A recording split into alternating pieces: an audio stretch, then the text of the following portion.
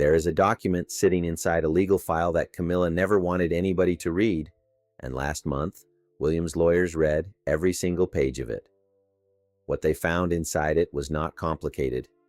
It was not buried. It had been sitting in plain sight for years inside a financial arrangement that somebody had decided, a very long time ago, nobody important would ever bother to look at. They were wrong about that, and the fallout from being wrong about it has just removed Camilla's sister from a royal property, canceled contracts that had been running quietly for the better part of a decade, and sent a signal through that palace so clear that every senior member of the household understood it by the end of the same afternoon. Quick word before we go deeper. I'm Harold. I spend my time going through everything that moves around this family. The records, the legal documents, the reporting that got buried before anybody finished asking questions. And what you are about to hear is me putting the pieces together the way I read them, not a palace press release. The last thing in this story is not a legal finding at all. It is a question that William has not answered out loud yet, but the answer is already visible in everything he has done over the last 18 months, and once you see it, you cannot unsee it. So let me take you to the property first, because you cannot understand what was at stake without understanding what this place actually is and what it has meant to the people inside it for a very long time. Raymill House sits in Wiltshire, outside the village of Lecoq, on about 10 acres of private grounds. There is a mill pond. There is a walled garden.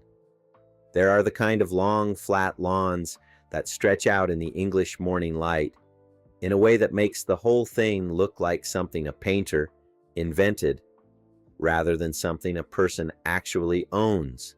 It is beautiful in the specific way that Old English countryside money is beautiful, which is quietly and without appearing to try.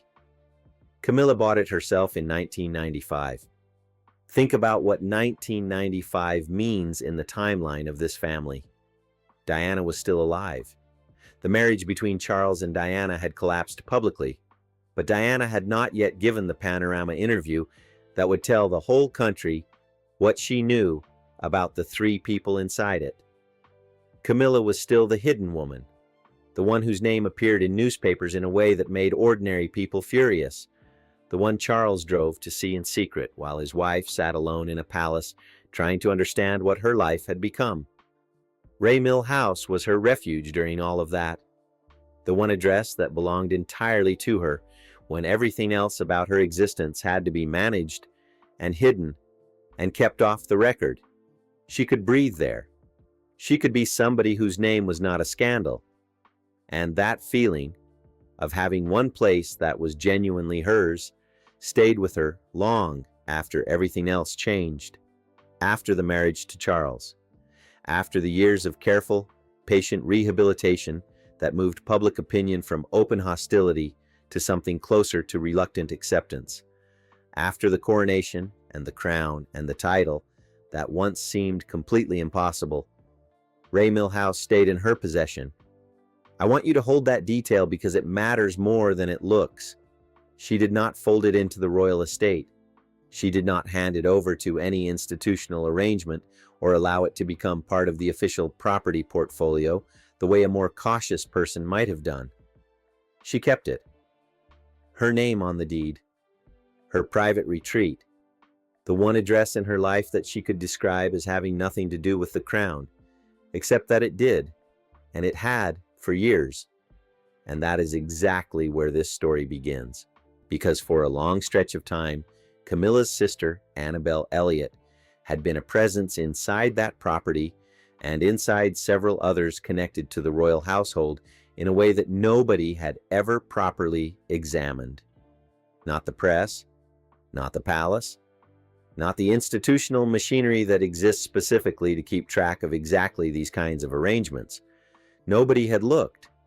And in this family, the things nobody looks at are always the things that matter most. You need to know who Annabelle Elliot actually is because she has spent years operating in the comfortable space just below the level where journalists point cameras and ask questions, and that space has been very good to her. She is Camilla's younger sister, 4 years between them, and where Camilla spent decades building toward the most scrutinized position in the country, Annabelle built something quieter and in many ways considerably more useful. She became an interior designer, a good one, by all accounts, the kind with a client list that does not get published and a reputation that travels entirely by word of mouth among people who do not need to advertise anything. The connection to royal properties started through Charles. And if you understand anything about how Charles operates, you will understand immediately how it happened, because Charles has always preferred to keep the people around him inside a circle he already trusts. He does not go looking for strangers when there is someone familiar available, and Annabelle was available. She was family, or close enough to it. She understood discretion. She had taste he approved of, and she had a professional service he needed. So the contracts came. Not all at once, which is the part that matters. One project first, a room at Highgrove that needed attention, then another, then a property connected to the Duchy of Cornwall, then work that touched royal residences in ways that were never fully itemized in any public accounting. Each individual contract perfectly defensible on its own. Each one small enough that nobody was going to raise an objection to it in isolation. That is how these things always work inside that institution. Not in one large transaction that everybody can see, in a series of small ones that only become visible when somebody lines them all up in chronological order and adds the numbers together. And for years, nobody added the numbers together, because nobody had a reason to, because Camilla was married to the king, and the king's wife's sister was doing interior work on royal properties. And if you are inside that system and you notice something that touches the queen consort's family, the institutional instinct is not to investigate. The institutional instinct is to find somewhere else to look. William changed that instinct, and he did not change it by asking nicely. After Charles became king in September of 2022, the Duchy of Cornwall passed to William. If you are not familiar with it, the Duchy of Cornwall is not a title. It is a functioning estate. 135,000 acres across England and the Isles of Scilly, commercial properties, agricultural land, and financial holdings that generate roughly £30 million a year. It is the primary source of income for the Prince of Wales, and William had been running it since the moment it landed in his hands.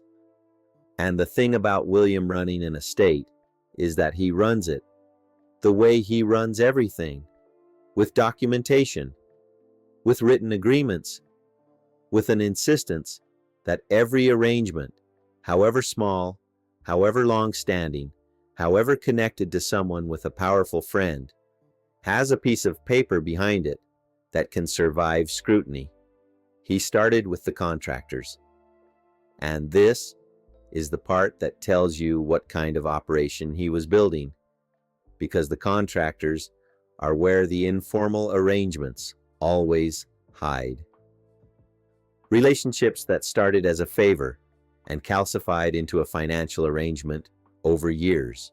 Agreements that ran on a handshake and a shared understanding rather than a signed contract. Vendors whose invoices were processed without the kind of review that would happen if they were brought in cold from outside the circle.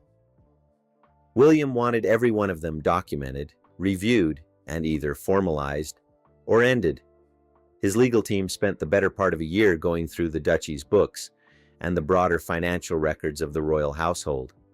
And somewhere in that process, in a file that had been sitting in a perfectly ordinary place without anybody flagging it as sensitive, they found the arrangement with Annabelle Elliot. And what they found was not what anybody had described it as. Here is what the lawyers were actually looking at, and I want to take you through it carefully because the individual pieces matter as much as the conclusion. Annabelle Elliot's interior design work for royal properties had been ongoing, in various forms, for close to a decade. The early projects were straightforward enough: work commissioned, work done, invoices paid. If you looked at any single one of them, you would find nothing remarkable. But when you looked at all of them together, a pattern emerged that the legal team found very difficult to explain away. The fees charged for work on properties connected to the Duchy of Cornwall, the estate now controlled by William, were structured in a way that created a financial benefit that went beyond the standard terms of a professional contract. In plain English, the billing arrangements on certain projects were not what you would find if you went out to the open market and commissioned the same work from someone with no connection to the family. The rates were favorable. The scope of work billed was not always easy to reconcile with the scope of work visibly done, and the oversight that would normally apply to a contractor working repeatedly on Crown-adjacent properties had never been formally put in place, which on its own might be sloppy administration. Institutions as old as this one carry years of sloppy administration in their books, and most of it means nothing beyond the fact that nobody was paying attention. What elevated this beyond sloppy administration was a second thing the lawyers found sitting alongside the first. The arrangement had been flagged once before. Not publicly, not in any document that ever reached a desk with real authority on it, but flagged. An internal note from a household official, written years earlier, observing that the billing structure on one of the duchy projects involving Annabelle Elliot's firm was irregular and warranted a second look. That note was filed, and then it was not acted on.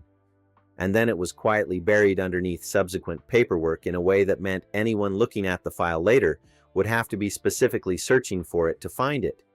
Somebody had seen it, decided it was inconvenient, and made it disappear into the ordinary administrative noise of a large institution. William's lawyers were specifically searching for it, or rather, they were searching for exactly this kind of thing. Because William had told them to look for exactly this kind of thing. He had read enough of the institution's history to know that the informal arrangements are never truly hidden. They are simply filed somewhere nobody is expected to look without a reason. He gave his legal team the reason. And then the file landed on his desk. And William read it on a Tuesday morning. And by Tuesday afternoon, the people around him were describing the atmosphere inside Kensington Palace in the same word they always use when William has made a decision: quiet. Not the comfortable kind. Now I need to take you back, because none of what William did next makes sense without the wound that sits underneath all of it. And that wound has a name, and the name is Diana.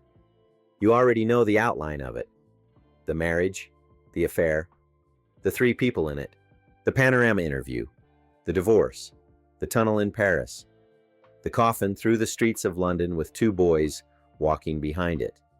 But there's a specific piece of it that connects directly to Annabelle Elliot and to why this particular discovery hit William the way it did. And it is not about the decorating contracts at all. Annabelle Elliot is Camilla's sister. She was there for all of it, not in a secondary way, not as a peripheral figure who happened to share a family name with the woman at the center of the story. She was part of the world that surrounded Camilla during the years when Camilla was doing what she was doing to Diana's marriage. She was inside that circle. She attended the gatherings. She was present in the spaces where the relationship between Charles and Camilla was maintained and protected and kept hidden from a woman who was in her own house, trying to understand why her husband did not love her anymore. William knows this. He has always known this. And for 25 years he kept his face completely still about it in every room where Annabelle Elliot was also present, at family occasions, at the events where the extended circle of Camilla's world intersected with the royal diary. He shook whatever hands needed shaking and said whatever words needed saying, and gave absolutely nothing away. But here is what you need to understand about William and the people he holds accountable for what happened to his mother. He does not forget, and he does not forgive. He simply waits until the moment when forgetting and forgiving are no longer required of him. Because at 15 years old, he worked out that saying a true thing at the wrong moment gets you nothing except the satisfaction of having said it. So he waited. He waited for the authority. And when the legal file arrived on his desk with Annabelle Elliot's name on it and a financial arrangement inside it that nobody had wanted him to find, he did not see a billing irregularity. He saw an opportunity that the institution itself had handed him, and he picked it up with both hands. The order did not go out as an order. That is the first thing you need to understand about how William operates when he has decided something is finished. He does not storm into a room and announce it. He does not call a meeting and deliver a verdict. He does not give anyone the opportunity to turn his decision into a confrontation they can appeal, or a scene they can describe to a sympathetic reporter, or a grievance they can take to Charles and ask him to arbitrate. He uses the machinery. He lets the institution do the work. And the institution, when it is being operated by someone who understands it properly, is the most effective instrument of removal ever designed by a family that has been removing inconvenient people from its orbit for 1,000 years. So what happened was this. William's legal team prepared a formal document, not a letter, not an email, not a phone call that someone could later claim they had misunderstood. A formal legal document setting out the findings of the Duchy of Cornwall review as they related to the contracts held by Annabelle Elliot's firm. The document stated that the billing arrangements on the relevant projects did not meet the standards required for contractors working on Duchy properties going forward. It stated that the previous oversight failure had been identified and would be addressed as part of the broader governance review, and it stated that the existing contracts would not be renewed. That last line is the one that mattered. Would not be renewed. Not canceled, notice. Not terminated for cause, which would have given Annabelle's lawyers something to push against. Simply not renewed. The arrangement was ending because the person who now controlled the estate had reviewed the terms and found them insufficient. There was nothing to appeal. There was no decision to challenge. The contracts ran to their natural conclusion, and then they stopped. And the reason they stopped was filed in a legal document in Kensington Palace that Annabelle Elliot was never going to be invited to read. Alongside the contracts, access arrangements that had allowed Annabelle a presence at certain royal properties, not as a working contractor, but as Camilla's sister, as family, in the casual way that family of family tends to accumulate access inside institutions that run on personal trust. Those arrangements were also quietly reviewed and quietly ended. No dramatic removal, no changed locks and returned keys, simply a series of invitations that stopped arriving, a diary that stopped including certain addresses, a presence that had been unremarkable for years, becoming gradually and then completely absent. And by the time Camilla understood the full shape of what had happened, all of it was already done and irreversible. Because that is how William builds things. He makes them irreversible before anyone on the other side has finished reading the first paragraph. Camilla found out the way she finds out about everything William has decided. Not from William, from the consequences. A call from Annabelle, then a call to Charles. Then the particular kind of silence from Charles that Camilla has now encountered enough times to recognize immediately as the sound of a man who already knows what his wife is going to ask him and has already decided he cannot give it to her. She pushed anyway, because that is what she does, and because there was genuine family feeling behind it, not just institutional calculation. Annabelle is her sister. The connection between them is real, and it is old, and it predates everything else in both their lives. And what had just happened to Annabelle was not a minor administrative inconvenience. It was a professional ending. Contracts that had been a central part of a working practice, gone. Access to a world that had given her career a particular shape and a particular weight, gone. All of it removed without a conversation, without a warning, without the courtesy of a phone call before the legal document arrived. Camilla went to Charles and she told him what she needed from him. The same thing she has always needed from him when William has moved against something she cares about. She needed him to pick up a phone. She needed him to remind his son that there are limits. She needed him to be the king in a way that actually meant something in the room where his son was making decisions. Charles heard her. He always hears her. The man has spent 30 years proving that he hears her. And then he did what he has now done enough times, in enough versions of this same conversation, that it has stopped being a surprise and started being a pattern. He said the right things. He acknowledged the situation. He expressed his concern. He told her that he would look into it, and then he did not make the call. Because Charles understands something now that it took him years too long to learn. The Duchy of Cornwall belongs to William.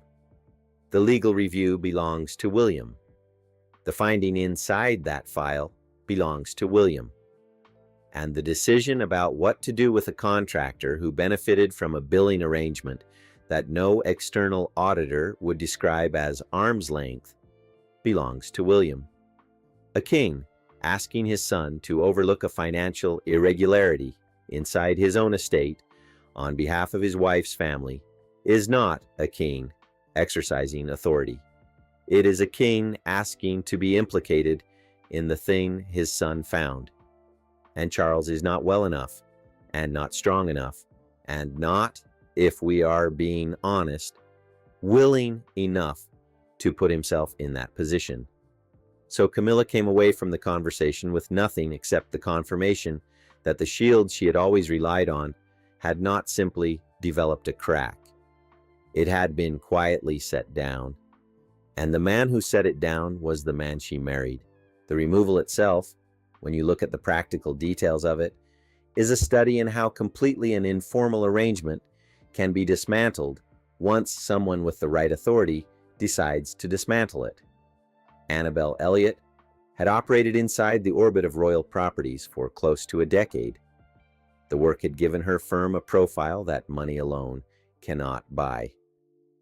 When you have worked on royal residences, when your name is associated with the interior choices of the Duchy of Cornwall, that credential carries through every other client conversation you have for the rest of your professional life.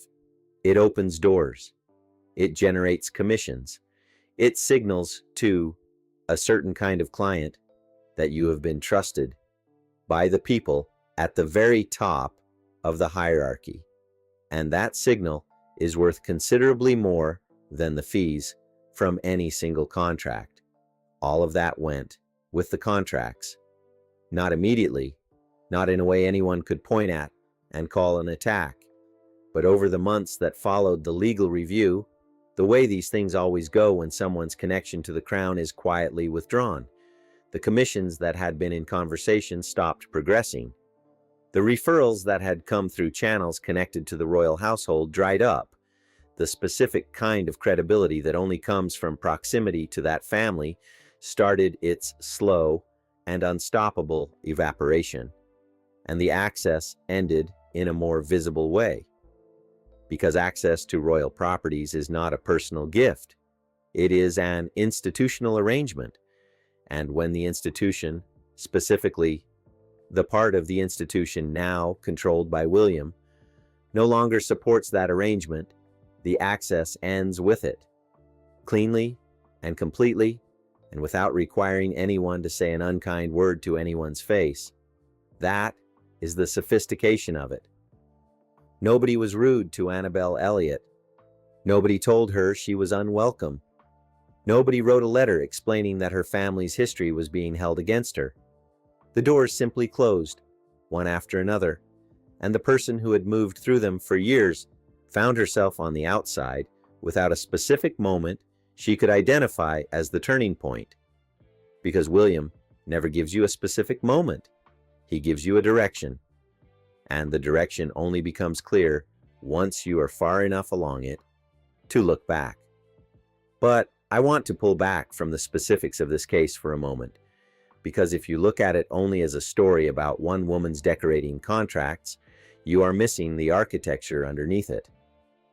Think about what William has done in the last 18 months. He pulled Diana's portrait out of storage and hung it in the Hall of Matriarchs at Windsor, placed it beside Queen Elizabeth in a move so legally watertight that nobody on earth could challenge it. He moved against Camilla's undisclosed yacht hospitality with a formal review and a folder of printed documents that he set on a table in his own residence and let sit there while he asked questions nobody could answer. He reassigned Camilla's public engagements to Catherine so smoothly and so quickly that Catherine's office knew the slots were opening before Camilla's team had finished processing the change. He removed Annabelle Elliot from the duchy payroll without a single public word, through a process so patient and so methodical that by the time it was finished, there was nothing left to contest. These are not separate incidents. They are not a series of coincidences or a run of bad luck for a woman who happened to make some poor decisions.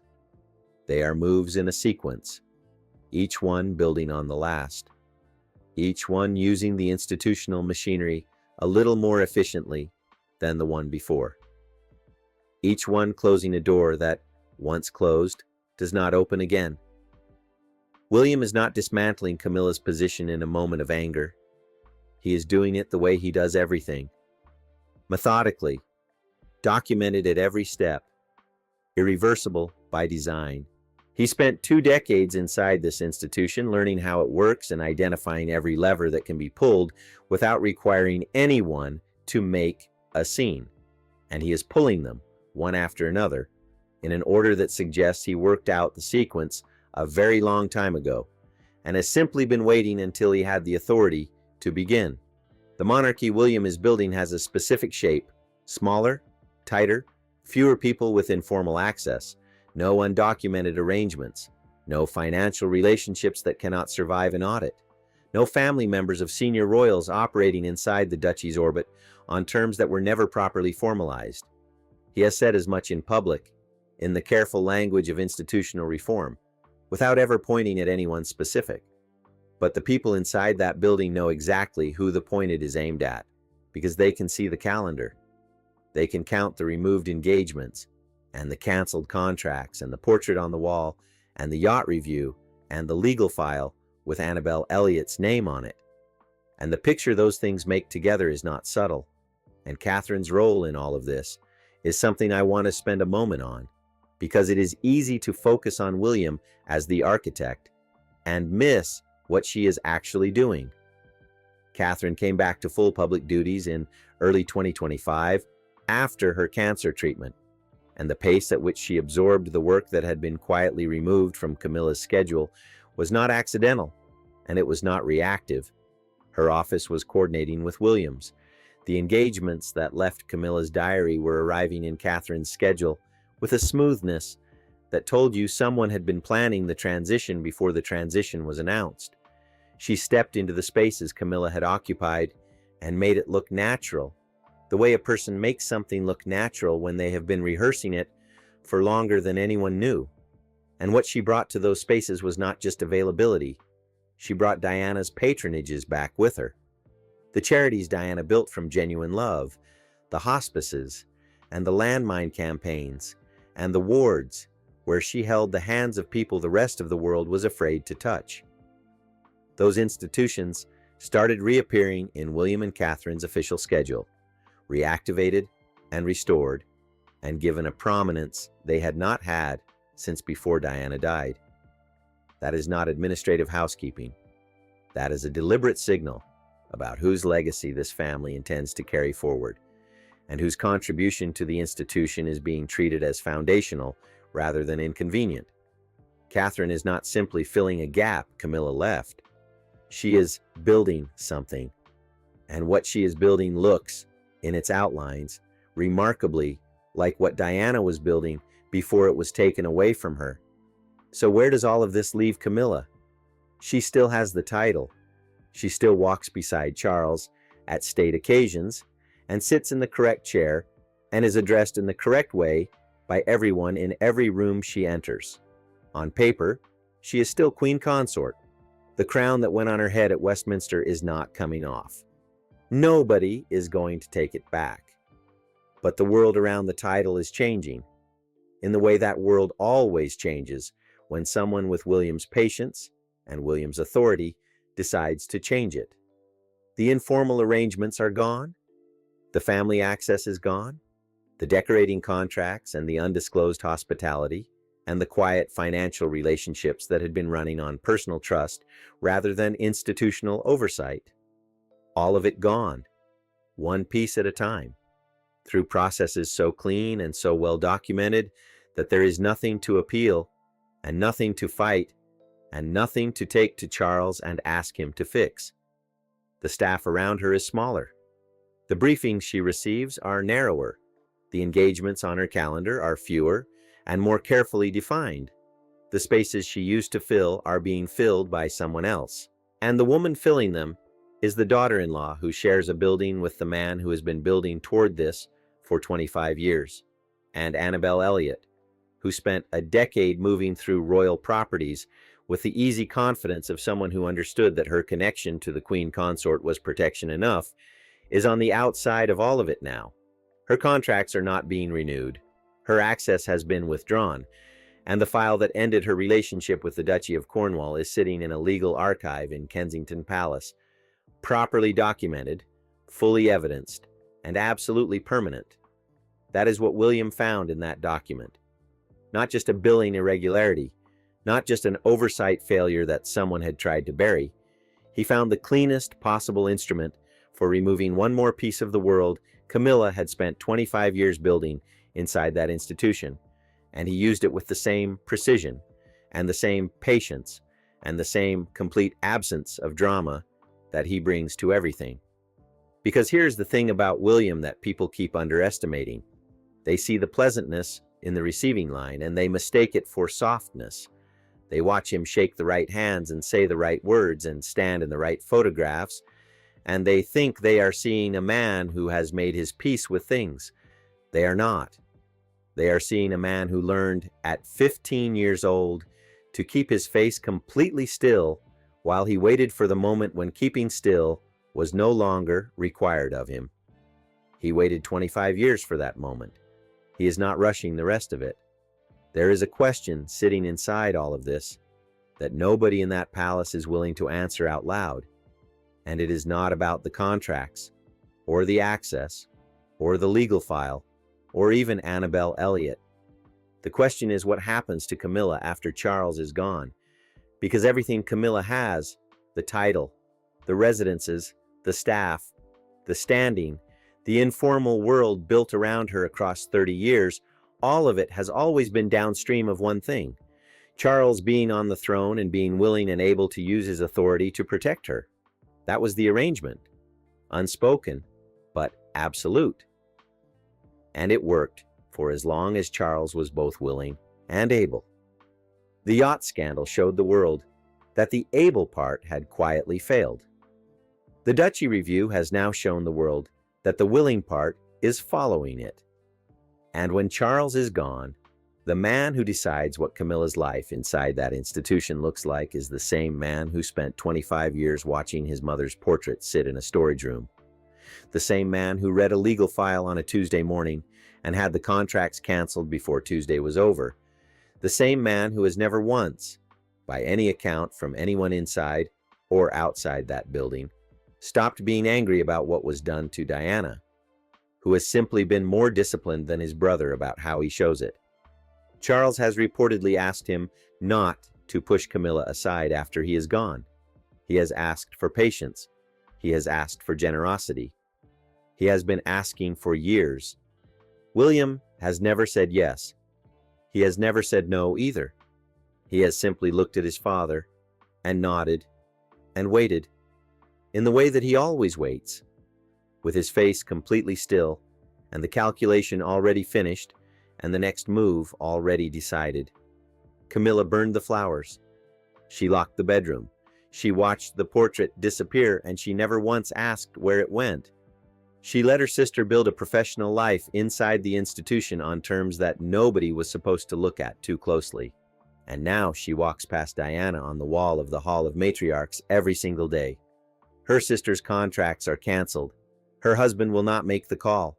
And somewhere, in a legal archive in Kensington Palace, a document with her family's name on it sits in a file that is properly organized and fully referenced, and will never need to be hidden from anyone, because the person who put it there